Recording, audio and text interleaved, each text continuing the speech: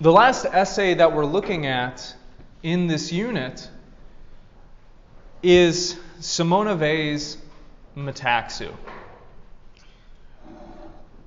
And I originally assigned this because I thought it was so weird that it might be interesting to discuss. Now, I had some reservations about that as I read through it again last night and as I prepared for today. Because this is indeed a very weird piece. You may not be able to make heads or tails of it. I struggle to understand what she is saying. But perhaps together we can divine some meaning from this. I think there is something here. I don't think it's just gibberish. I think what she's going to be presenting for us are some ideas about how the universe works and about how we should be living that she authentically believes and feels. So I'm going to start by giving you an overview of who this person is, what this essay is doing, and then we're going to read through it because it's very short and we'll talk about it.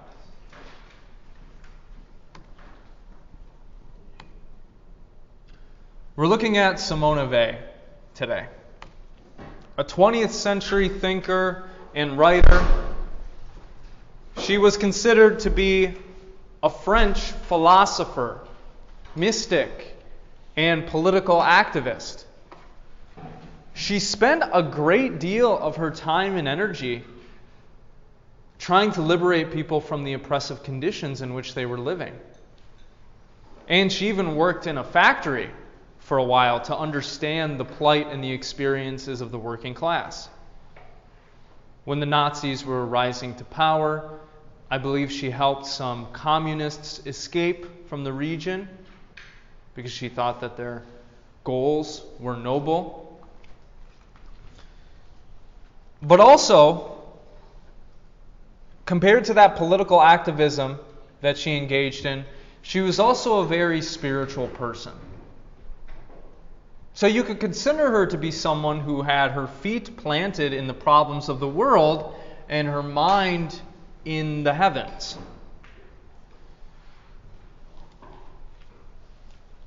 As she aged and grew older and had these interesting political experiences, she began to grow closer in her faith to God. She is one of the most interesting Christian mystics to come out of the 20th century. And we're going to be reading a work today that is a work of Christian mysticism. So it's going to be weird. It's going to be spiritual. It's going to be poetic, metaphorical, figurative. But something which I think has the potential, if we have the eyes to see it, to add some wisdom and interest to our lives today.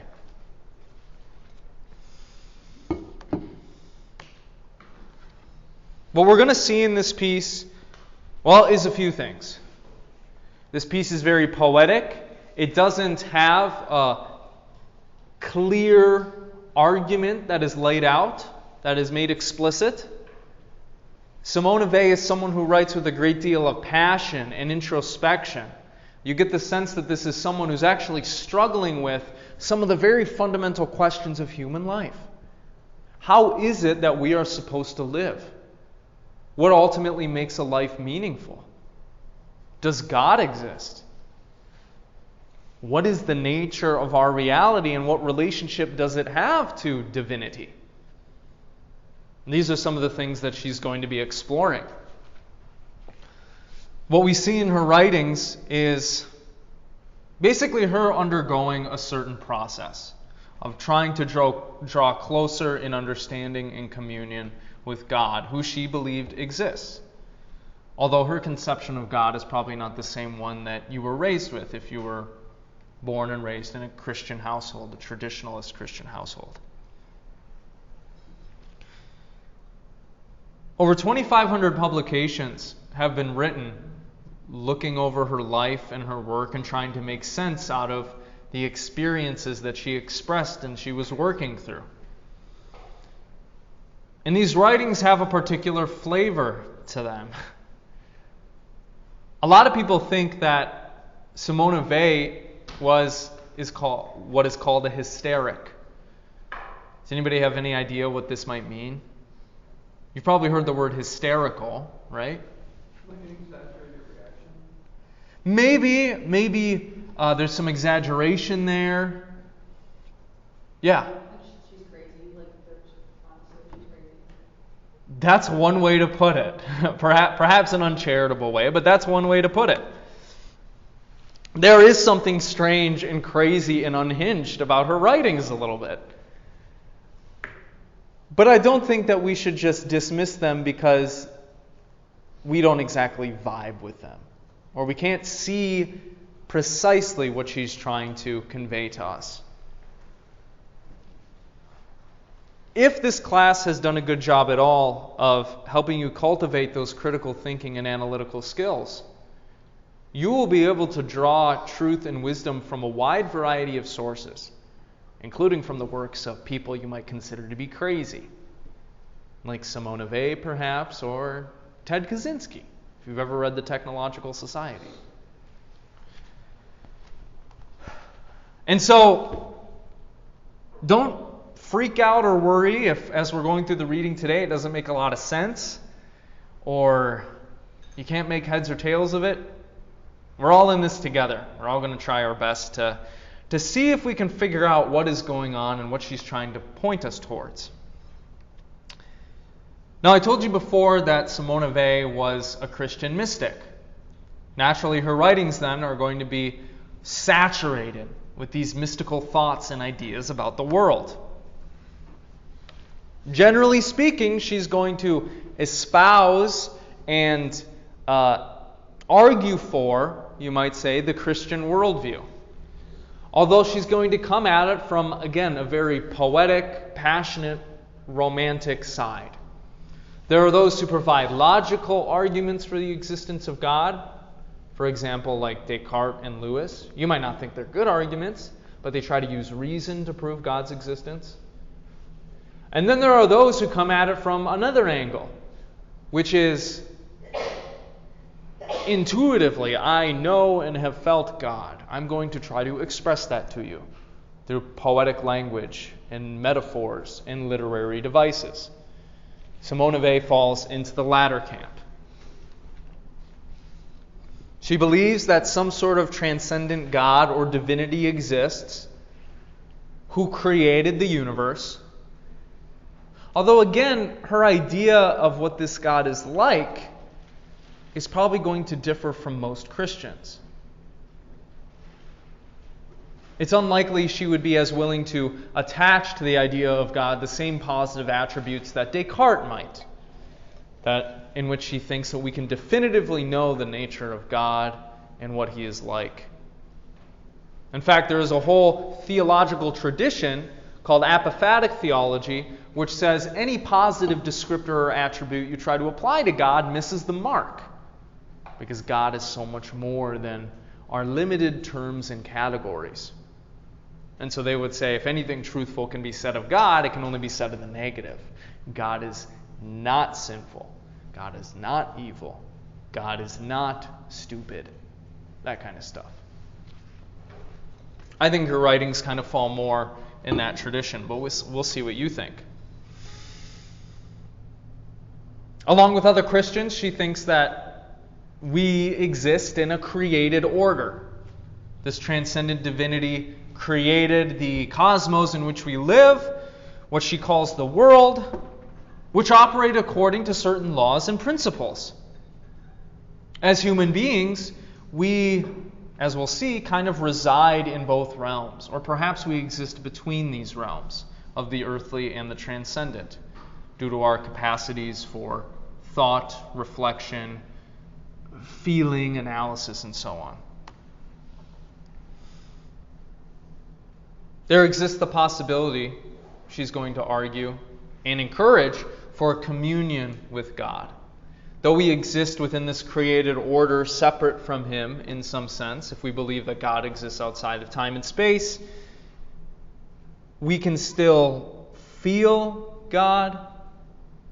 We can form a union with God in some fundamental sense.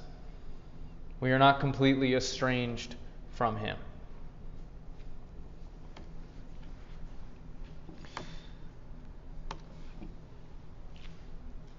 And this is kind of what makes talking about her philosophy and her work so difficult. And once you really start digging deeply into these fundamental issues of human life, you'll probably come to the same conclusion that Weil did, which is it's so hard to talk about this stuff. So much of what we know and understand about the world isn't something we can completely capture with language and the logical concepts that we have, such as what love feels like. If you've ever been in love, you'll know. Finding the words to describe it is hard, right? Or the rage that you might feel when your partner cheats on you. Or what God is like. Simone Weil kind of says the same thing in her writings. She's trying to express the kinds of feelings and processes that she's going through, but like a lot of other thinkers throughout the ages, she believes that the language she is using, any language, is an imperfect vehicle for the description of ultimate reality.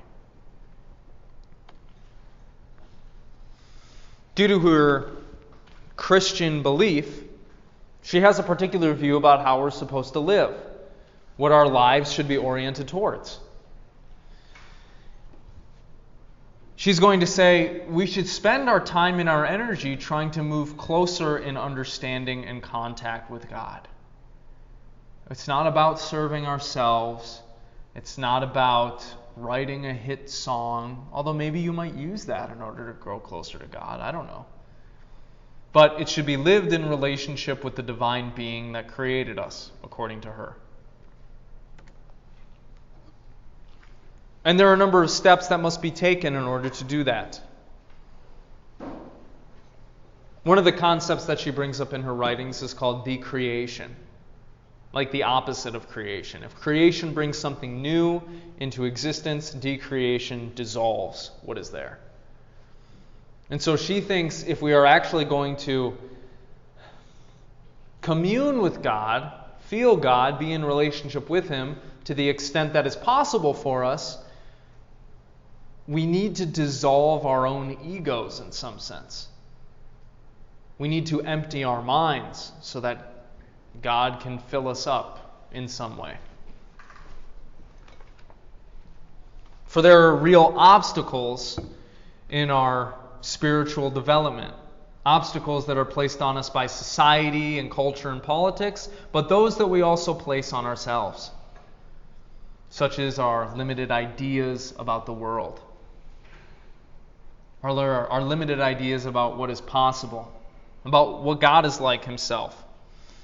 So through thought and prayer and reflection and meditating on the paradoxical nature of the universe, we can come closer in understanding and move further along that process of spiritual transformation. Okay, does that make sense? Kind of giving you a little overview there. Very basic overview. We can't go over everything that she says. But we can investigate one of her works. And that is what we're going to do. We're going to try to make sense out of this thing.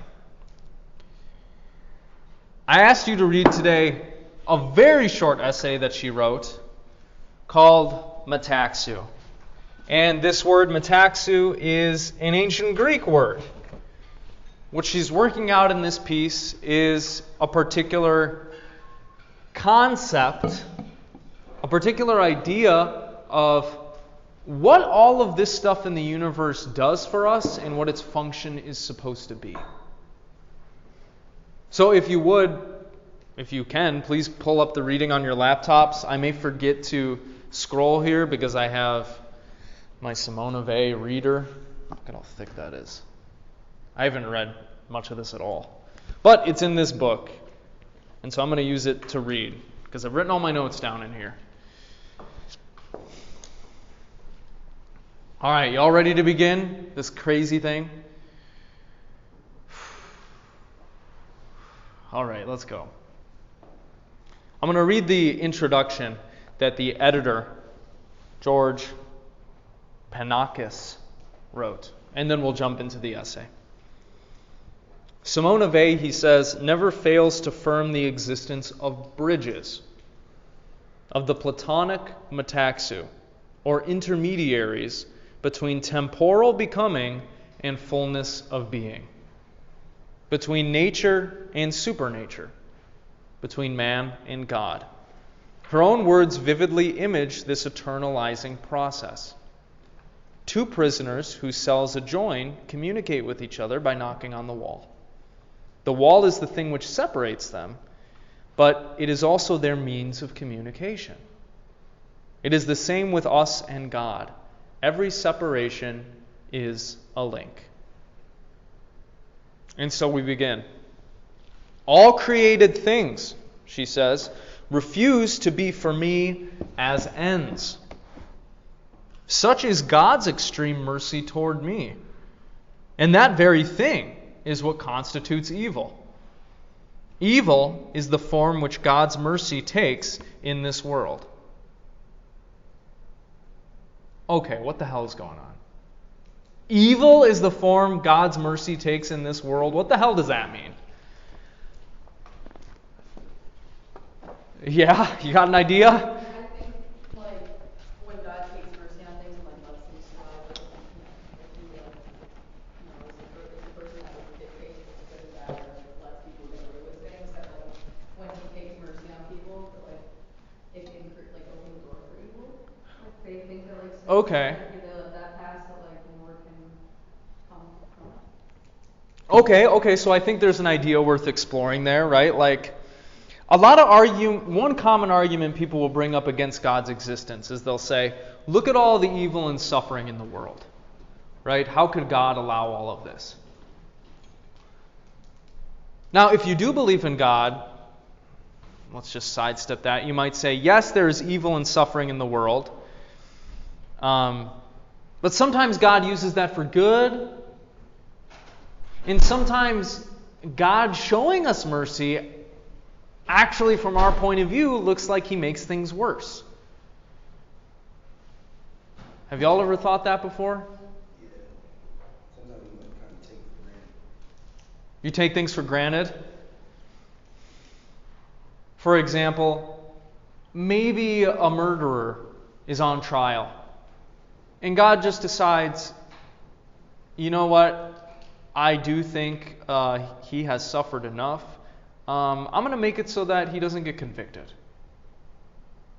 From our point of view, I mean, we don't see any of that happening in the mind of God, and we're like, what the hell? This guy got off? What are you doing up there? You know? Why would you allow this to happen? This sucks.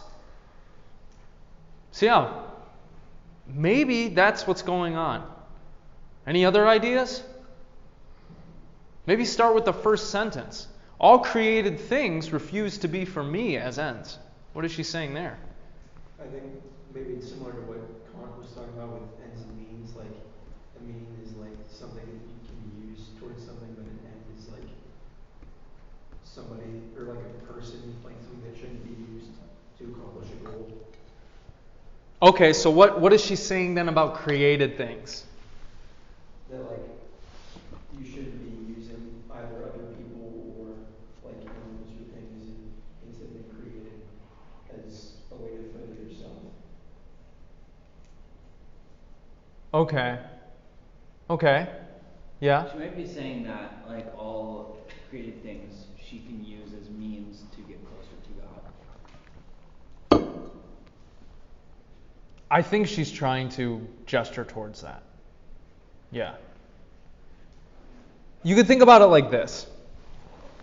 If you hold the Christian worldview, all of this stuff is a part of creation, right? This is a part of creation. Your hoodie's a part of creation. The natural order out there is part of creation.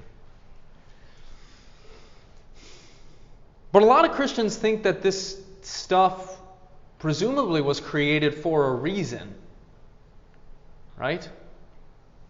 And that there are things that we have on the earth that have a certain function or purpose, right?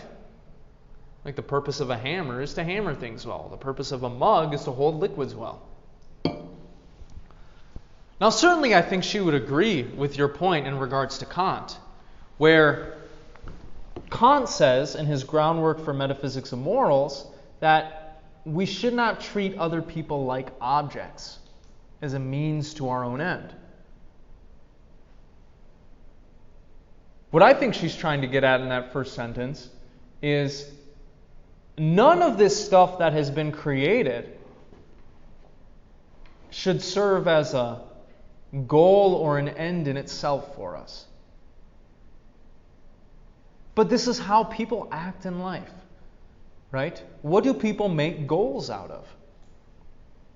Money, power, fame, pleasure. All of that stuff on her view is created. And she's going to be like, people hold these things up as their goals. They're aiming towards them. They're oriented towards them.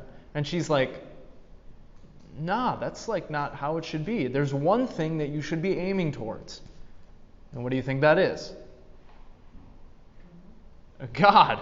Right. Yeah. And God is not like a created thing. Right? God is transcendent. God is what matters. All of that stuff. So she's denying that she's going to is going to lift up created things as the goals that she's reaching for, or the ends that she's pursuing. Okay, good. How about the next sentence? Such is God's extreme mercy towards me.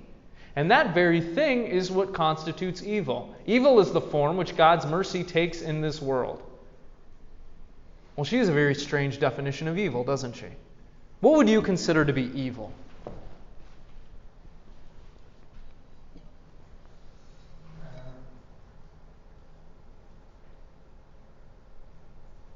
Any ideas? Yeah. I'd say like somebody like purposely doing something that harms somebody else would be considered evil to me. Okay. Like in like their mind's like set in the way that they want their desire to do that. Like that makes somebody evil. Okay. And so maybe what they do would also be considered evil. Right? I want to hurt you, so I hurt you. Yeah. Maybe it's more evil if you get pleasure out of it. I don't know. Right? Yeah? Anything that takes you further away from God. Okay, that's how you think about it? Yeah, I think she's thinking along a similar line.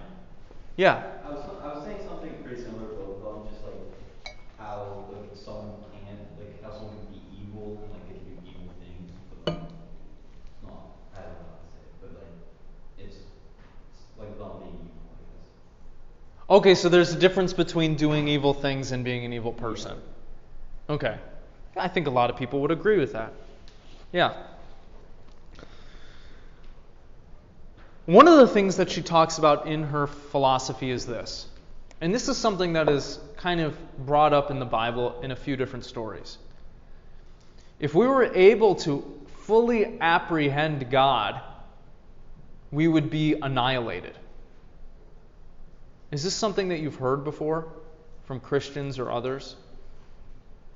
There are implications of this in various Bible stories where God the Father says, no, you cannot see my face. You would die. Right? And so I'll walk past you and you can look at the back of my robe. Right? So that idea is contained in her philosophy. If we could experience the purity and the fullness of God's radiance, we would be annihilated. We would be destroyed. And so, I think something that she's implying here is this. The very way that God has set up the universe, such that we are separated from Him in a certain way, is a mercy.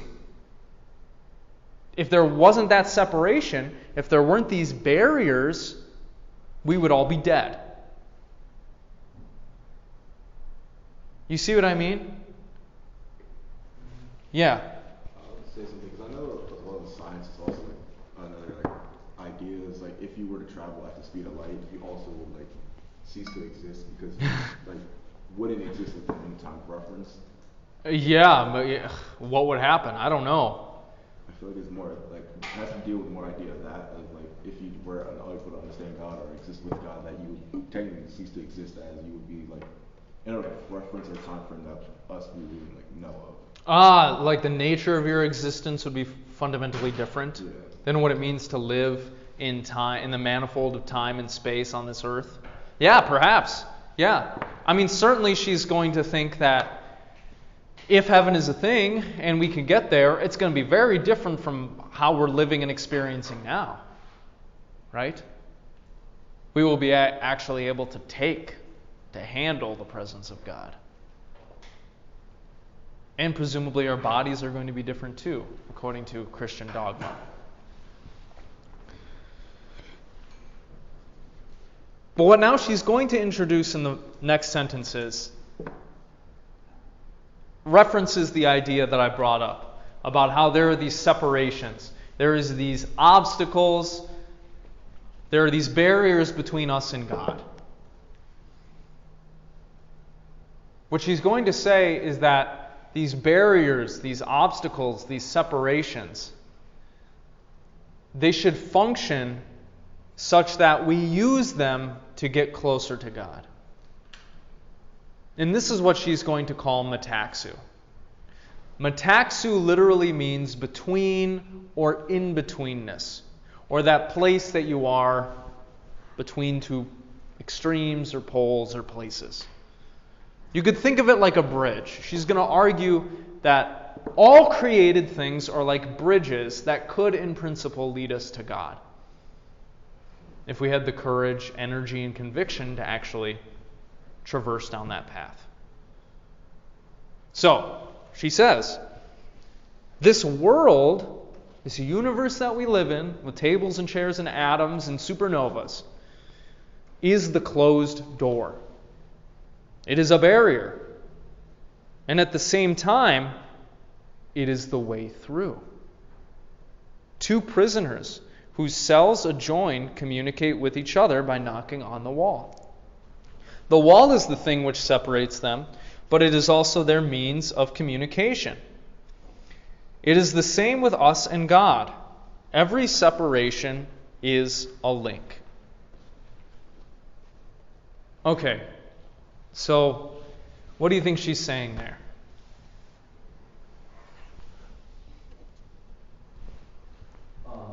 That like the world is like it can be seen as like two different ways. It can be seen as like a barrier that you're trapped in almost, like you can't escape it. Right. As well as like it confines you, but as well as something that offers you opportunities and to progress and advance. Right, yeah, I think that's right.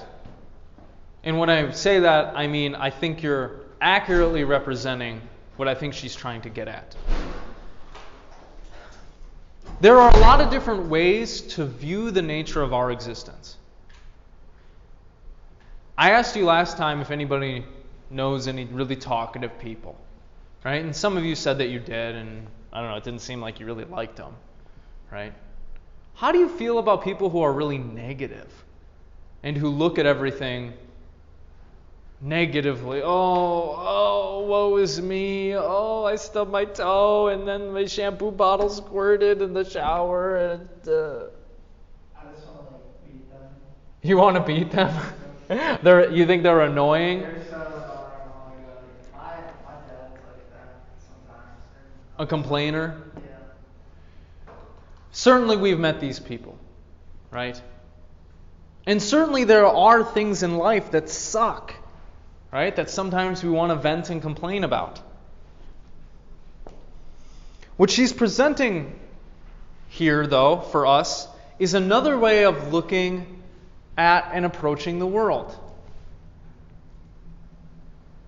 The Gnostics, which were an offshoot of the early Christians, saw our material reality as a prison.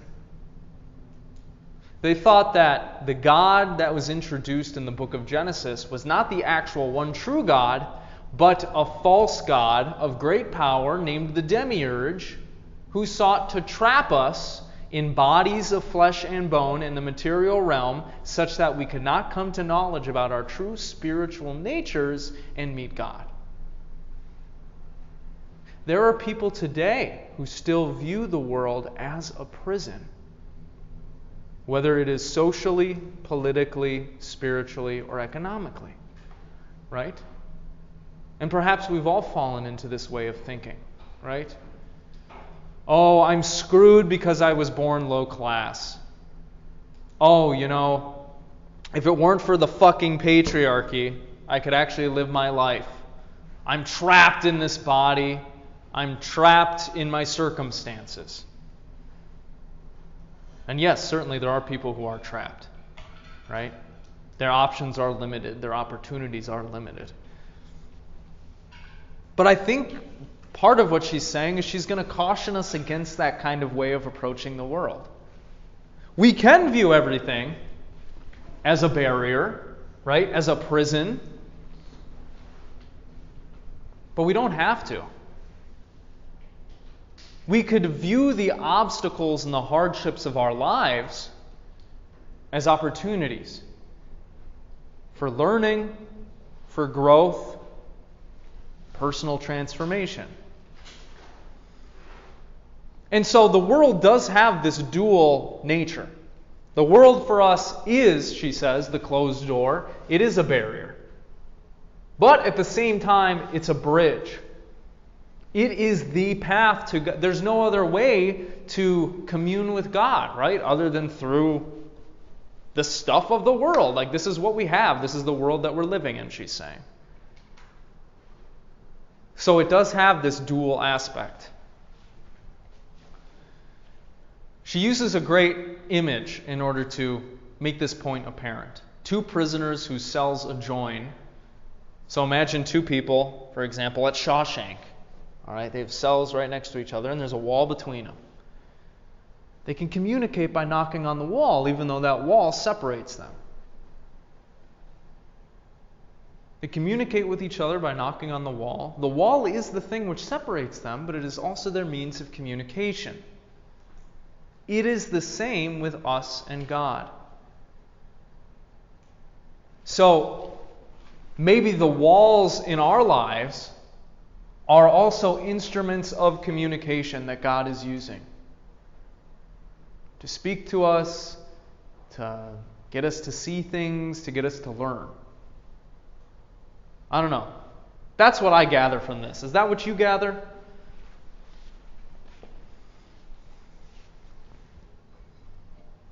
Does that vibe with you? Fellow young students? Right, like that meme, whatever, Steve Buscemi.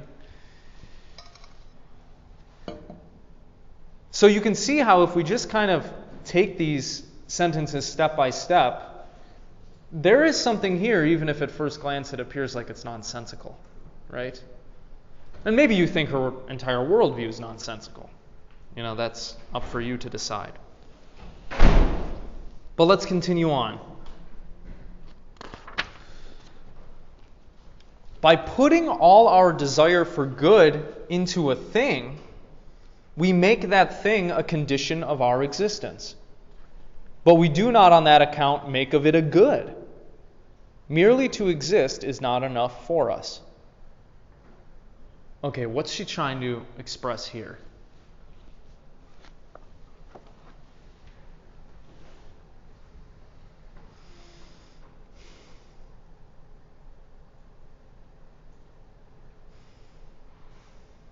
Take a stab at it. Pretend you're a logic serial killer.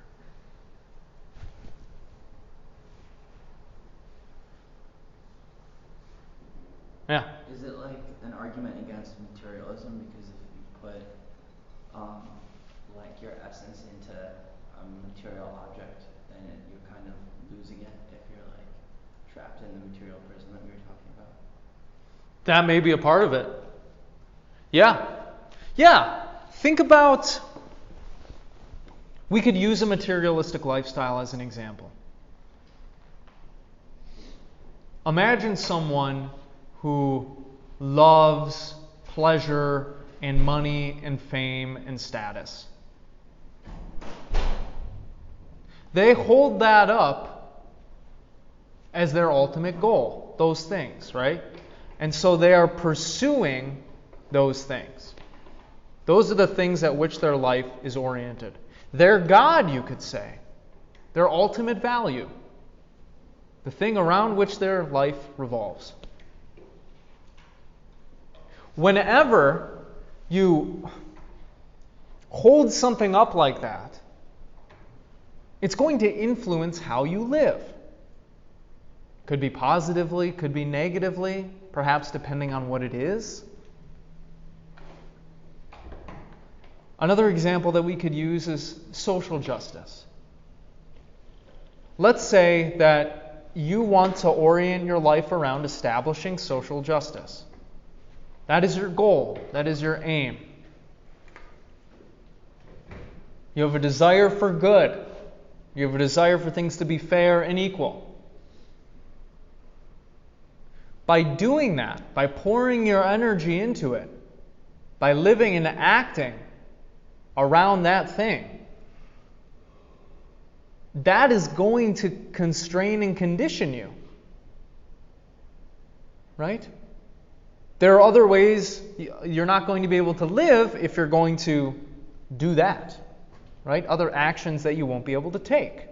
Possibilities that won't be possibilities for you. Right?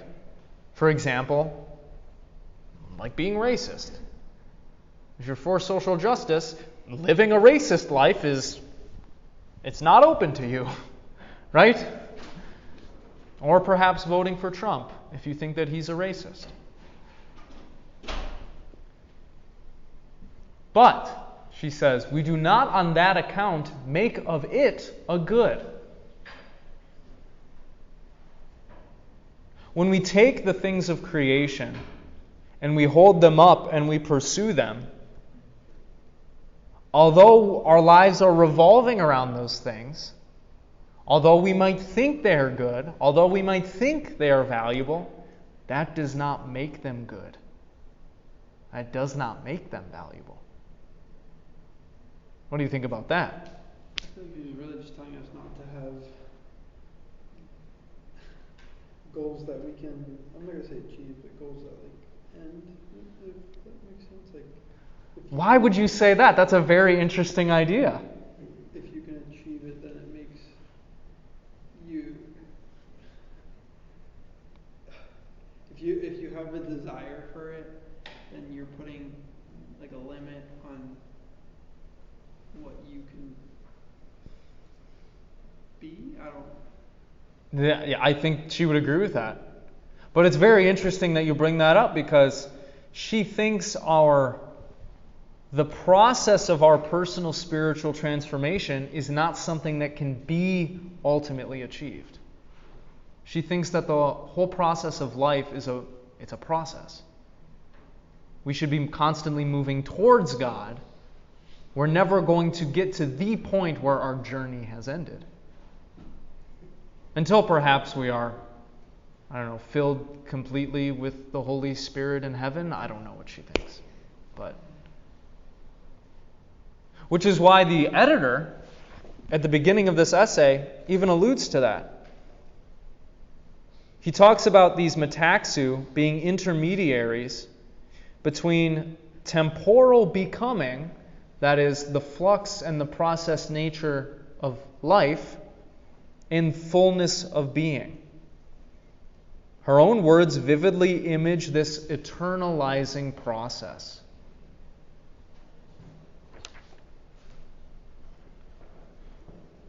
So the things of the world are lacking. I think a lot of people might say, and they would agree, that the stuff of this world is not going to fulfill you. It's not going to fill you up. Of course, she's going to say fulfillment and peace is going to come from God. But even more generally, we should also note here that what we attend to is going to have dramatic influence on us. Do you understand what I mean when I say that? What we attend to. Where you place your attention, what your attention is on. And those people and organizations who are trying to make money know this. That is why they have flashy advertisements. That is why they make TikTok shorts. If they can arrest your attention, they can likely get you to buy something. And if I can distract you, if I can arrest your attention, I can prevent you from looking at other things. So the things that you look at, the things that you consume and reflect on, the things that your attention is on, are going to strongly influence you. Think of the content you consume on social media. Think of the TikToks you watch. Think of the videos you watch on Instagram, or the books that you read. All of those things are going to give you ideas and views about the world. They're going to influence how you think and how you act. Right? So if that is true, she's going to say, then your attention needs to be on the proper thing or things. And of course, for her, that's going to be God. Right? Okay. Anybody else get anything from this?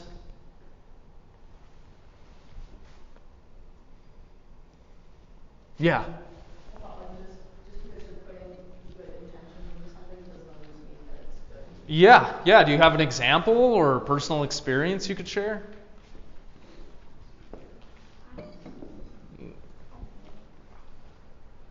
Maybe Elon Musk has good intentions, trying to put chips in people's brains.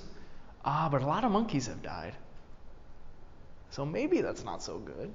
I don't know. That's just a random example I pulled out of my ass. Maybe you have a desire for world peace. That's your intention. But if you got to kill 1 million people to get there, is that good? I don't know. Figure out your ethical system. There's a bunch of them. You certainly have a lot of options. She continues, the essence of created things is to be intermediaries. Okay. Barriers, separations, bridges between us and God. They are intermediaries leading from one to the other, and there is no end to this. They are intermediaries leading to God. We have to experience them as such. Okay, so I think what she's saying there is pretty self-explanatory, right? The essence, the purpose, the function of all of this stuff is it's supposed to lead us to what is perfect and universal and eternal. That's what she's saying, I think. And so what does that imply? What does she ask of us in this last sentence? We have to experience them as such. I said, what I had said about that, I had said that we have to, I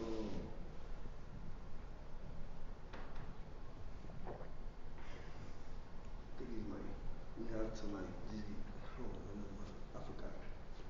It's hard, right? It's hard to put this stuff into language. Especially because, she's confusing as hell.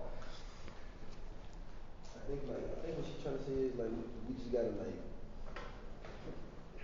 go with the flow. She might be saying that. She would definitely encourage a kind of quietism. Have y'all ever heard this word before? The Quietists were a group of Christians that emerged in human history that instead of controlling everything, they just surrendered to how the world was and the will of God. They're just like, I'm not going to try to control and grasp and force. I'm just going to be like, all right, God, just take the wheel. What happens, happens. I'll accept it. She would definitely encourage that.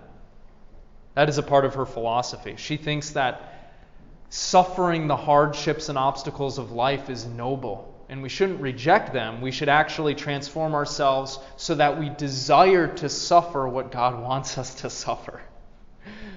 Which might be a crazy thing. But yeah. I was just saying, basically, kind of getting off what you said, just kind of like allow the world around us, like the intermediaries, as she says, to lead us us to God and like experience them as they are, which their point is to lead us to God. Right. Yeah. Somebody else. Did you have your hand raised? Yeah.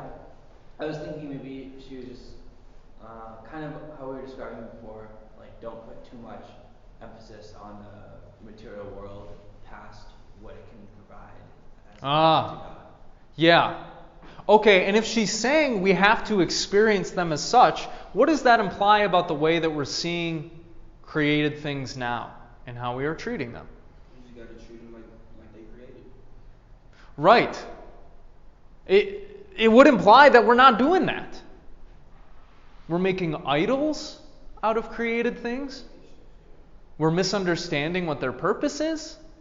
We're not interpreting them appropriately.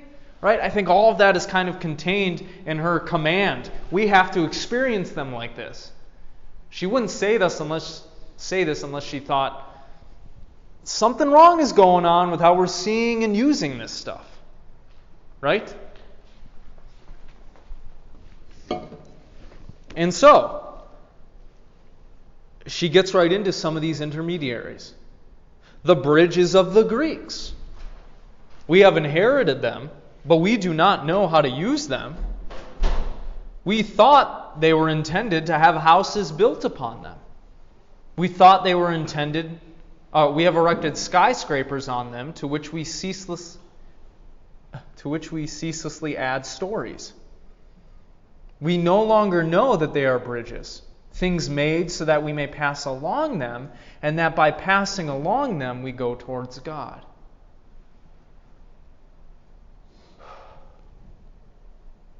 There is a lot going on in this one. She says that we have inherited bridges from the Greeks, but we don't know how to use them. What have we inherited from the Greeks that we use today? That we have built our houses on? Yeah? Mathematics, perhaps? Like thinking of Pythagoras and stuff? What else? Is the alphabet most of the modern alphabet from the Greek? I don't know, or the English. Isn't English a kind of an offshoot of Romance languages? Is that? I don't know I don't know linguistics. I think you're right with that. But no doubt Greek thought and life has influenced us in very profound ways. The original Bible was written in Greek.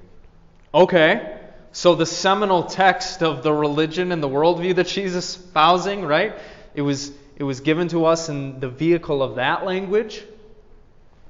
I would say our politics is a huge one, and how our government is currently set up. Okay, so yeah, how is our government set up? That seems like a dictatorship, but not open to the people. Yeah. It is said in the West that the Greeks were the inventors of democracy. Now, Plato thought that was stupid, and democracy sucks. But we kind of have a democratic society today, right? We have what you might call a democratic republic, representative republic. And so it's not a pure democracy, but we use democratic means to elect our representatives. Yeah, so maybe our political structures. What is this class? What kind of class is this in the course code or catalog?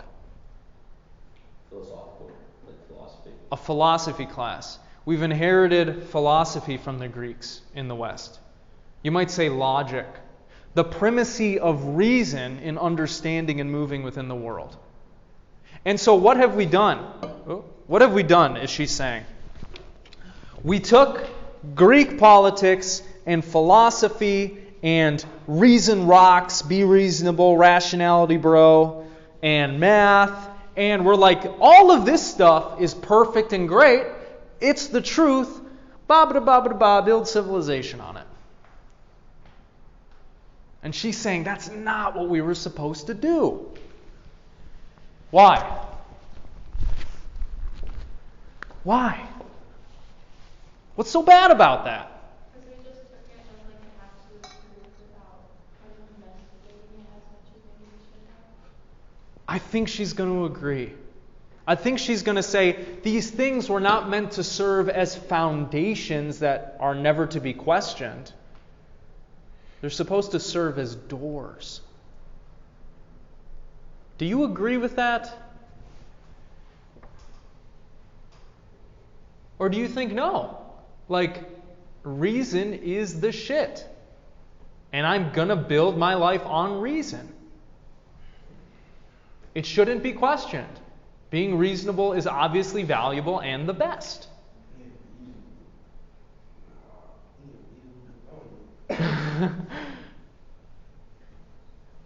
We're going to get to this in the last unit, but there are so many people throughout human history who have argued trying to be a cold, calculating reason machine is not what life is about. But what kinds of problems have building on these things produced for us? Yeah.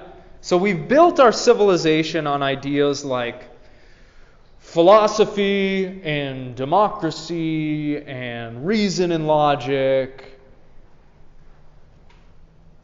Has that caused us any problems? Can you name one?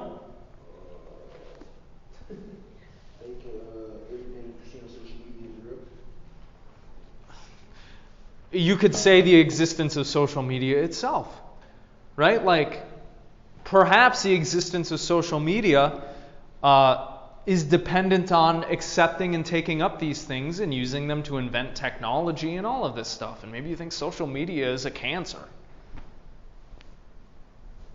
There's a lot of emphasis, like when you're choosing what career to go into. A lot Okay. of people choose it based on like how much money you're gonna make, and less people choose it based on like what's gonna make you happy. And there's like not as much of an emphasis on like, mental health and stuff until recently. Okay, so like the primacy of reason in Western consciousness drives people to do things that are rational but not good for them? Yeah, and also maybe like it takes the focus off like your own spirit. Okay. Okay. Yeah. I would say it's true because it's so foundational. Like, if you were to seriously question it, you would have to kind of uproot every single thing that our half of the world is built upon. Oh, right. Right. If somebody came up to you and said, oh, hey, by the way, I'm not sure this whole reason and philosophy and science thing is really good at all. What would you think? You'd be like, what the fuck are you talking about? It's the best thing in the world. It's what everything is built on, right? But by building a civilization on any foundation, if that foundation, whether architectural or conceptual, dissolves, you're in deep trouble, right? Now that might be something that can't be avoided, right?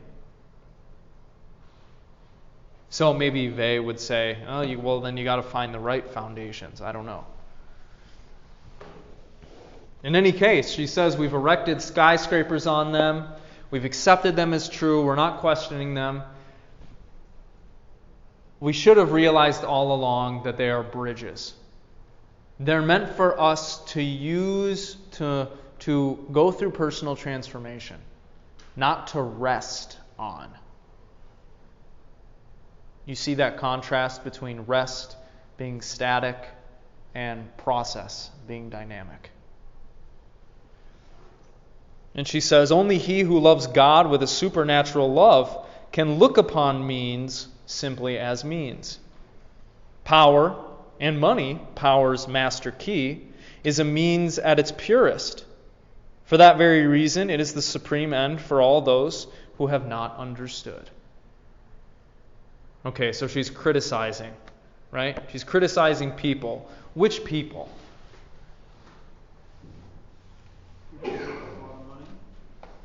Yeah, not only people who have a lot of money, but what are people who have a lot of money like?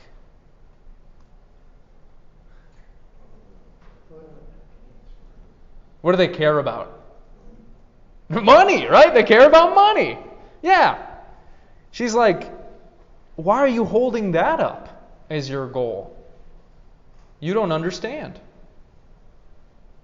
You're missing it. You're making an idol out of a created thing. And thus, she claims, only the person who loves God can look upon means, all this crap, as means. The people who don't understand, apparently, she says, who don't have a relationship with God, will see the stuff in our universe as ends in themselves. But she thinks this is wrong. The world, the realm of necessity, offers us absolutely nothing except means. Our will is forever sent from one means to another, like a billiard ball. All our desires are contradictory, like the desire for food. I want the person I love to love me. If, however, he is totally devoted to me, he does not exist any longer, and I cease to love him. And as long as he is not totally devoted to me, he does not love me enough. Hunger and repletion. Okay, what's she getting at here? She's saying a few different things. I don't even understand. Maybe we'll start with the first paragraph here. What's she trying to get at in that? Any ideas?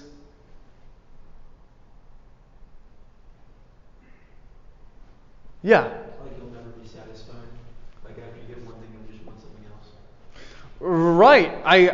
I think she would agree that chasing after the stuff of this world ain't going to fill you up. It's not going to fulfill you.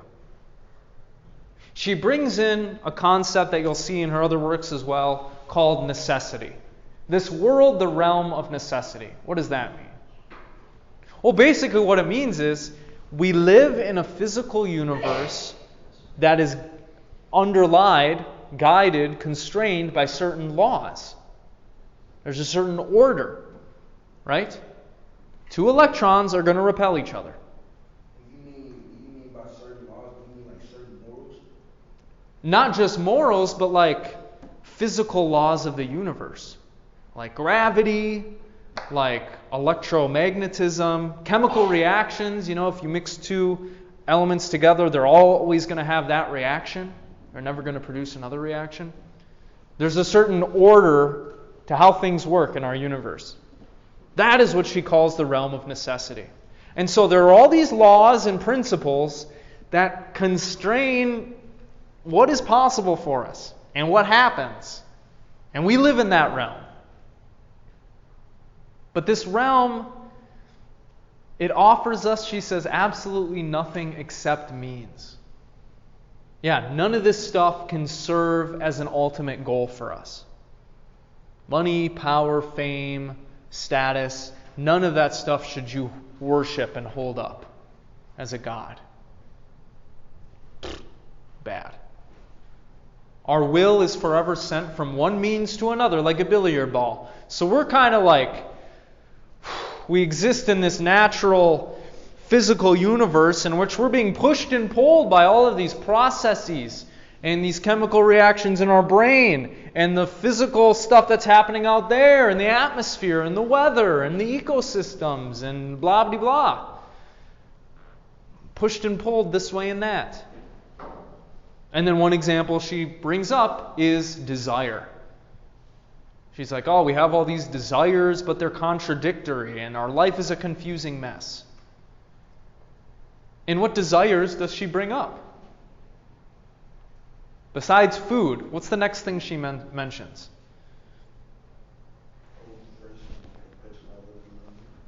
Yeah, the desire for love, right?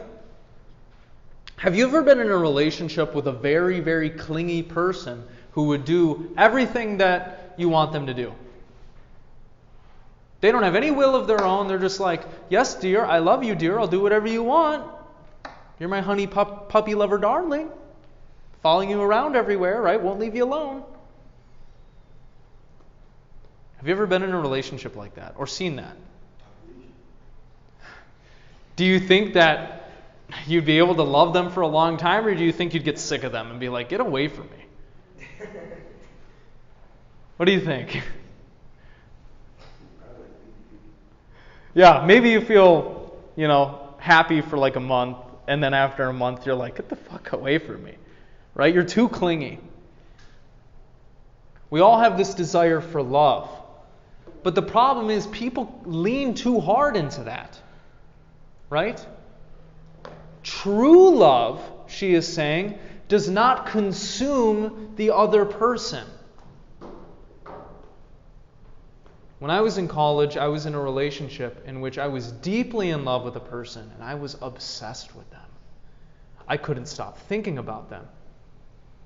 And then I remember having this experience like Anakin in the prequel movies, where I was like, thoughts of you haunt me, and I wish I could think about different things. That was unhealthy. That was not true love. That was an obsession. That was a fixation.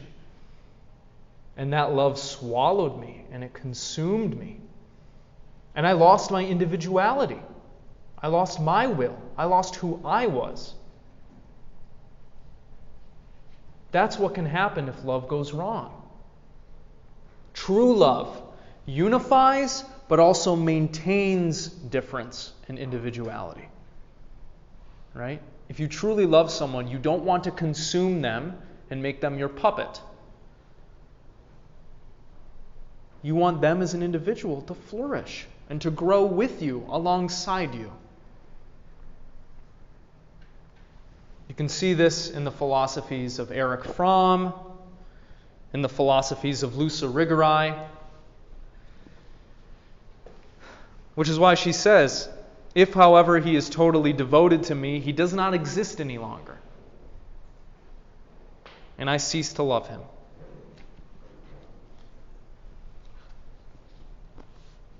Desire is evil and illusory, yet without desire, we should not seek for that which is truly absolute, truly boundless. We have to have experienced it. Misery of those beings from whom fatigue takes away that supplementary energy, which is the source of desire. I'm going to skip over that. Misery also of those who are blinded by desire. We have to fix our desire to the axis of the poles. Any idea what she's saying there?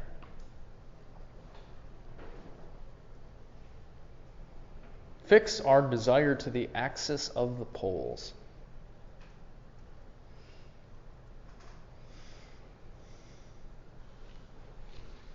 It has to do with personal transformation. We have to transform ourselves in some way.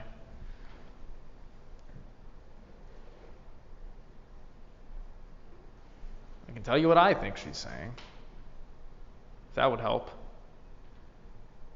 It's basically a recapitulation, I think, of what she said before.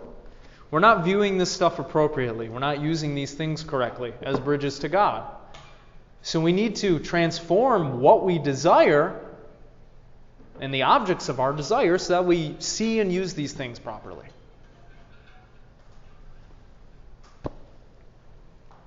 What is it sacrilege to destroy?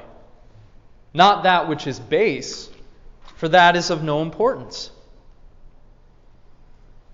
Not that which is high, for even should we want to, we cannot touch that. The Metaxu. The Metaxu form the region of good and evil. So it is a sacrilege to destroy the bridges we have to God. And what are some examples of those things? No human being should be deprived of his Metaxu. That is to say, of those relative and mixed blessings, home, country, traditions, culture, etc., which warm and nourish the soul, and without which, short of sainthood, a human life is not possible. So, if we're going to be good, loving people, we should work to preserve not only our own, but other people's homes, countries, cultures, traditions. Do you agree with that? Because that is what connects them to the divine.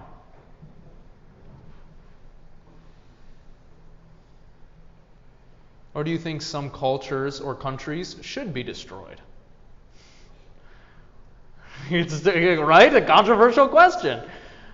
I think it's kind of weird that she makes this argument, considering she just argued that the foundations of our current society need to be questioned.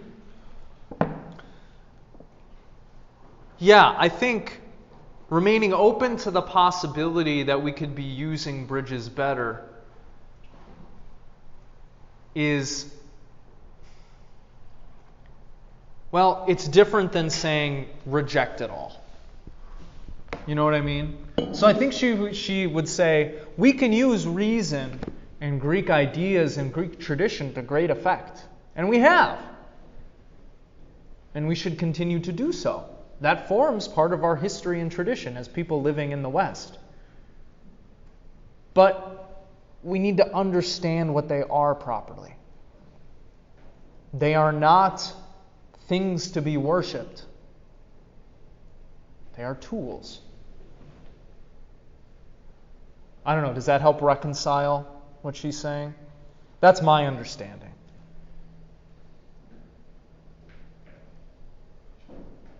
I think a lot of you actually share her intuition. Don't you feel bad when a people's language dies because all those people die out and they never pass it on? Or their culture dies because their populations are dwindling? I would also think that would be a tragedy. It is a tragedy that is happening to a lot of people, unfortunately, a lot of groups. The true earthly blessings are Metaxu. We can respect those of others only insofar as we regard those we ourselves possess as Metaxu. This implies that we are already making our way toward the point where it is possible to do without them. For example, if we are to respect foreign countries, we must make of our own country not an idol, but a stepping stone towards God. Thoughts? If we're going to properly love and respect others, for example, somebody from another country, we need to treat our own country not as a god to be worshipped, but as a tool, a stepping stone. What do you think about that?